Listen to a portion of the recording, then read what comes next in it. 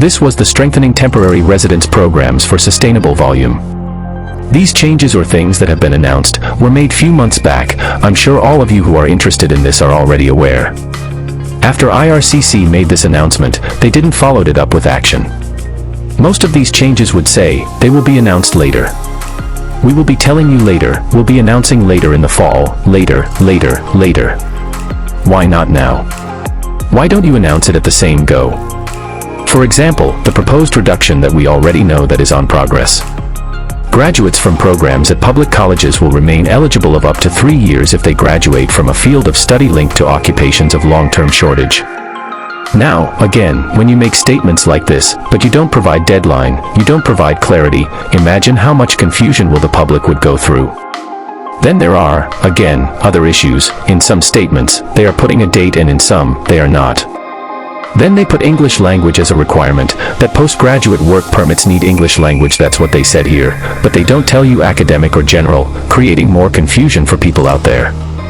If you notice any such announcements made by them, in most cases, they will always mention, later in the year, we will be doing this.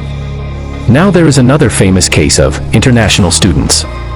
International students were able to work full-time until April this year. For this announcement just before April, Mark Miller came and said, later this year, the international students will now be able to work 24 hours per week. Later this year, in the fall, we are in fall.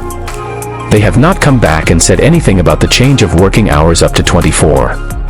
As of right now, it is still 20. So when you make these announcements, there is nothing to follow up. Then they said, later this year, we will be announcing new programs for Tier 4 and Tier 5 for permanent residents. And then, silence, no follow-up. So much of speculation. Fraud agents are all creating all kinds of programs by themselves and selling them. Then Immigration Minister said, later this year, we will be changing the pathways for the child care waiver program so that they will become permanent residents the minute they land. Again, silence, no follow-up. Nothing else came out. I believe, when you have already designed a program, you must make changes to cater to all who are eligible, and for those who are with a degree from Canadian University as a first priority, and then other temporary residents. And other than this, when you want to make an update, give us the criteria from get-go. IRCC must not make such complications and delays for the people who are already struggling.